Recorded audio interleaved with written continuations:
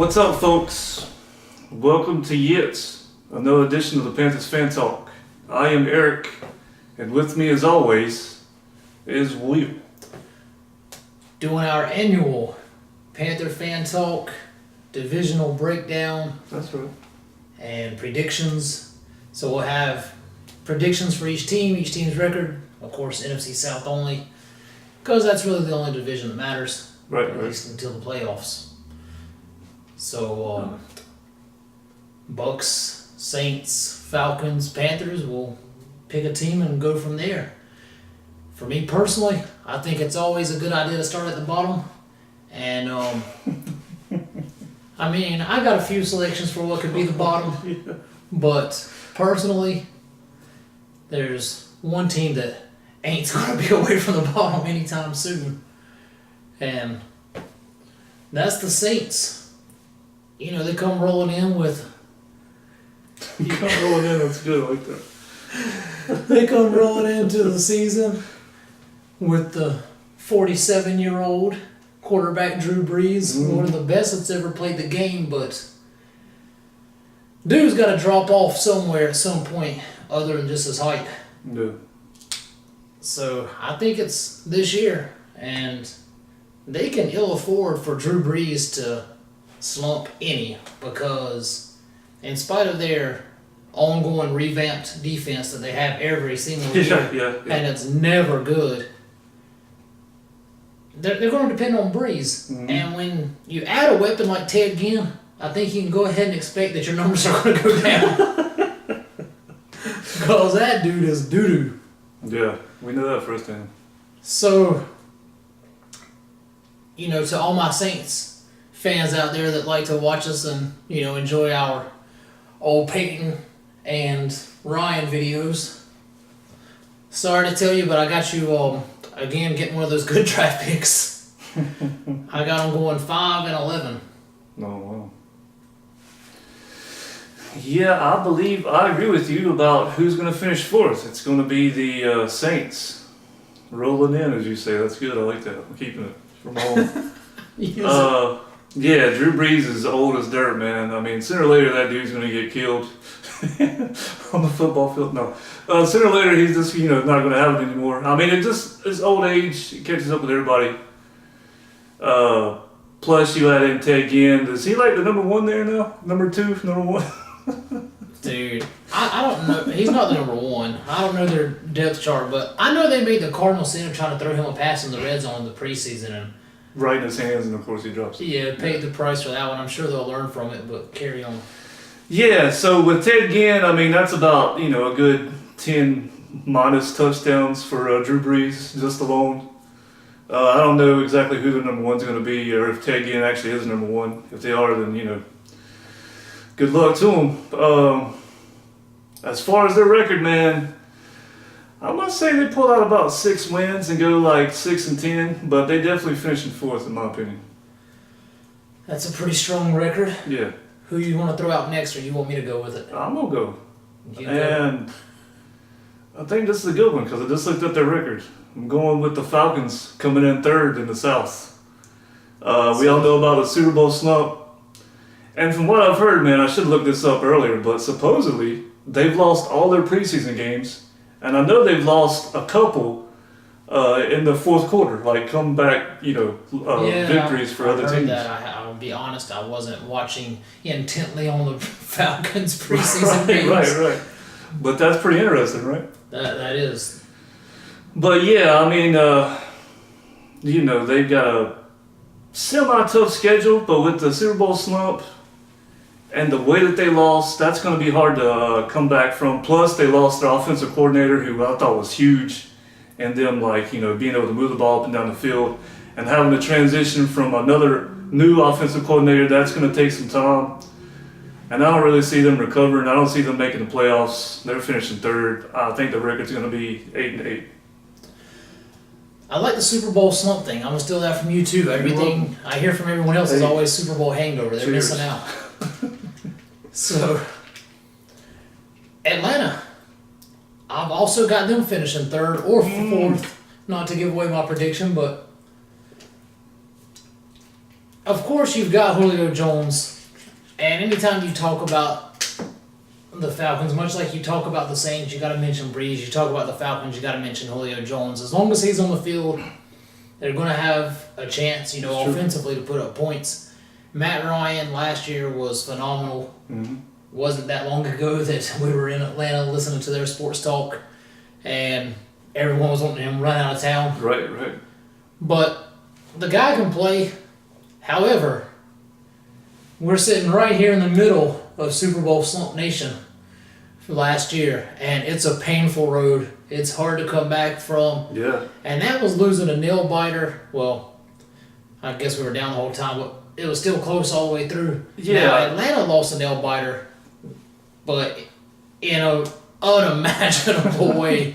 The worst way you could lose a Super Bowl, man, for sure. And you mentioned them losing. I don't put any credibility on the preseason, what happens there, except for the fact losing the same way over and over, like, it's got to feel, oh my gosh, are you serious? Like, how is this possible? And if it comes down to that in the first game, second game, it's got to creep back up in their memories. Now, I think they win week 1.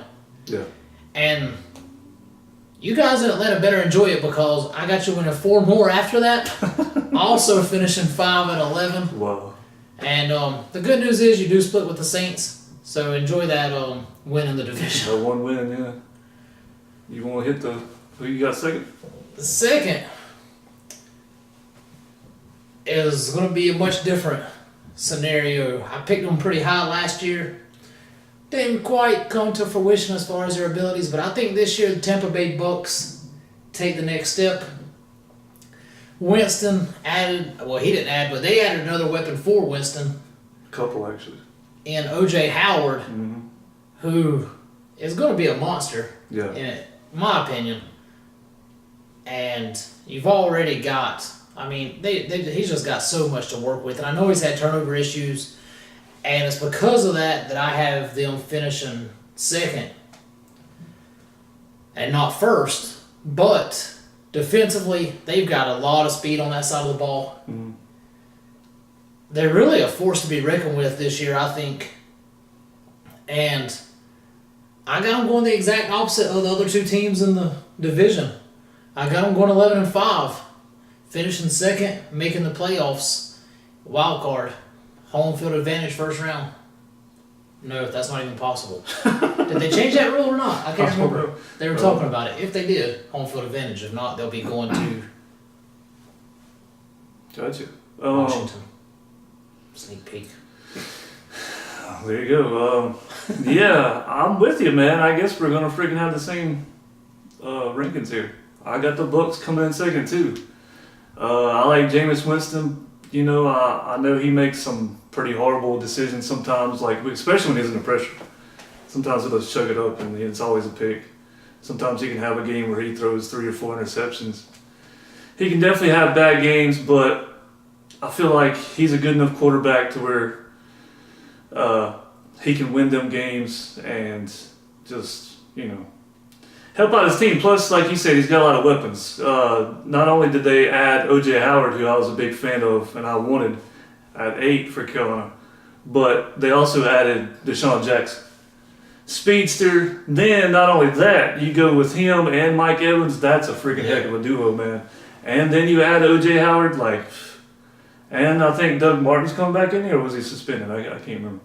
Either way, even without Doug Martin, that's a heck of a freaking offense. And their defense is going to be pretty mean, too. I got them definitely making the playoffs as far as the record goes.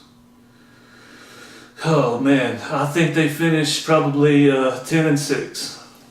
One thing I'm going to say about them, and they kind of have a similar issue that we have, is I'm not sold on their coaching. Right. The one good thing about the Saints is their offensive coaching, at least, is going to be solid. Yeah. And the Falcons, I'm still not completely sold on them either. But as far as positional players, Tampa Bay is going to be able to match up with anybody in the league. I agree. And that's including the Carolina Panthers, in my opinion. I mean, they've got a lot of young ability there. They're going to be a force for a while, I think, if they can get everything going in the right direction. Which brings me to number 1. Your turn, but Brings you. We got the same one. We got the same one, so it doesn't matter. One. Yeah, I mean, obviously, you got. Let's see. We had the Saints, we had the Falcons, we got the Bucks. So who's left? Let's see. Whose show we on here? Panthers. Who we talking about? It's them old Carolina Panthers. They're gonna be number one in my book, man. I just like the fact that finally I feel like Cam Newton's gonna be healthy. Not only healthy, but I feel we finally got him a good offensive line. Matt Khalil's looked solid in preseason. I know it's preseason, but he's looked solid. Darrell Williams has actually looked good. Then you add in the depth with Taylor Moton. Ryan Khalil, if he can stay healthy, he's going to be good. And obviously, Norwell, Turner, that's a freaking heck of an offensive line, I think. Then Benjamin's look good, and I'm super happy about that. We got Curtis Samuel from the draft. I'm looking forward to watching him do work. Christian McCaffrey, man. That dude's looked amazing. I'm glad I was wrong about him so far. Then you add in Funchess, who has something to prove. Add in Greg Olson, who also has something to prove. Everybody's saying he's old and he's wanting a new contract, and we kind of helped him out a little bit, I heard. Yeah. But he's going to look to, just shut everybody up with how he's going to play. Our defense, I like the middle of our front four as far as Star and Short. Shorts look like a freaking just bulldozer so far in the preseason. Then we got Peppers, who I like, and we're kind of old on the defensive ends. But our linebackers are stacked, man. Shaq Thompson, Luke Kuechly, freaking Thomas Davis, and you can also add in David Mayo, who's looked pretty solid. Cornerbacks, I can go on, man. James Bradbury, Worley's look good. Freaking Bradbury's a good one. Coleman and Mike Adams is where we might have a little bit of problems. I'd love to see us pick up some safety depth, but I got the Panthers going number one. One thing that really concerns me is the kicking. Field goal kickers. I really don't know. The more the merrier. I really don't know why we haven't got rid of Gano, man. If he took 5 kicks in the game, it's pretty much sold that he's going to at least miss 2 of those 5 kicks. You got a young dude that we drafted in Butker, who's made all of his field goals, all 2 of them. For some reason, hasn't gotten more playing time in the preseason, but that's one thing that concerns me. But other than that, I got the Panthers winning the division. I've got them probably finishing 10-6, and I think they have to probably win a tiebreaker to beat Tampa Bay to win the division. But I feel them pulling out and having a turnaround this year, making the playoffs, and going from there. I feel like going into the season, at this point, I'm way different than I was a couple months ago. Still had the issue I talked about. I'm trying not to harp on it.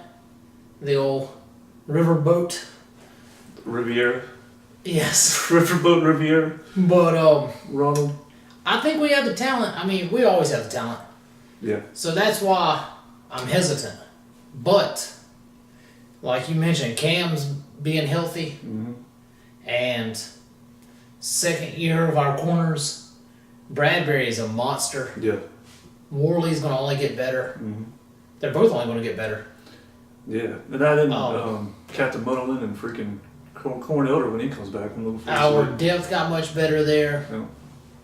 Our receivers are just getting better and better, in my opinion, as far as the amount of talent we have there.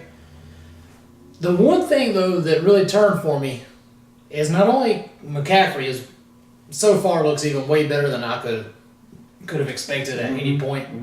I never thought he was going to be bad, but I didn't expect him to be this good, this fast. But more so, I didn't expect us to use him. And not that you can take too much from the preseason, and I'm really still a little skeptical about how we will do things. Right. But we have shown some stuff in the preseason that was actually talked about. I'm basing all my prediction on the fact that we're actually going to go with some shorter, quicker throws. We're going to go with the 2-back system and not just have an extra back sitting over there. And because of that, our offense is going to return to prominence. Our defense, like you mentioned, up the middle, from defensive tackles to our linebackers, and even our strong safety. Like, it's going to be tough to run on us. Yeah. And our corners, people can say what they will about Worley is getting beat deep. And I don't think it's as bad as what he gets made out to be, personally. But he comes up and isn't afraid to tackle. Bradbury isn't afraid to tackle. Mm-hmm. Corn Elder, once he gets healthy, if anybody's watched him play, he certainly isn't afraid to tackle. Yeah. Munderland isn't afraid to stick his nose in there. Right. And so when you have that much willingness to get to the ball and make a play, you're going to make plays. Our safeties are slow, our DNs are old, but it's so much talent. I mean, you can't be perfect everywhere, and we're darn near perfect at the linebacker spot. Yeah. All three positions. We're virtually perfect in the defensive tackle spots. Yeah. Star is short. I mean, people want to talk about other, D lines in the league. It's nobody close. Like, not even close. I agree. Just, that's nonsense. I don't want to get into the arguments, but it's nonsense. If you're thinking of a team right now that has better D tackles, you're lying to yourself. Yeah. Yeah.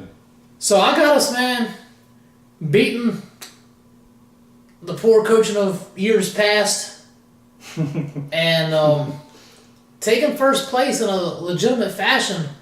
I got us going 12-4. A little bit of help, from the Falcons and the Saints being doo-doo again. We're familiar with a few years back. And I think we not only finish first in the division, but we get a first round bye in the playoffs. And I don't know about you, but I'll see y'all in Charlotte here come January, watching us at least watching us an NFC Championship game. So, yeah, like you said, Saints, well, for me, and Falcons tie. If you flip a coin over who actually is worse at 5-11. And then Bucks make the playoffs, big time 11-5, and the Panthers make the playoffs first round bye, 12-4. Yep, I had the good old Saints 6-10, finishing last. The Falcons were third, coming in 8-8, and then the Bucks finishing 10-6, losing the tiebreaker for the division to the Panthers, who I got also finishing 10-6. So, yeah, I'm looking forward to getting football started again, man. I mean, it's been a long freaking year, especially after the disappointing year last year. One more thing I want to point out, like you said, Star, man, that dude don't get enough credit. Does all the dirty work. Nobody seems to pay much attention to what he's doing because he don't always make the tackle, he don't always get the sacks, but he always opens up the holes for those people to make the sacks and tackles behind him, like Luke and K1 and everybody else. So yeah, if you're not in Carolina, you don't know about Star. Not enough. yeah, exactly. He don't get none of the attention, but he deserves a lot, man. That dude's he's great. He's great. He's underrated for sure. Yeah. Well, that's it. Hopefully Bucker also wins the freaking field goal kicking competition, man. I'm done with Gano. No more Gano. More on Rivera. See what I did there? I saw that. So, that's it. That's all I got. Check us out. At Twitter, at Panther Fan Talk, and I am at Eric the 65. Had to do the numbers. And, of course, right here, check us out. Pre-game, well, not pre-game, but previews each week. Wrap-ups each week. Mm-hmm. And as always, Keep pounding.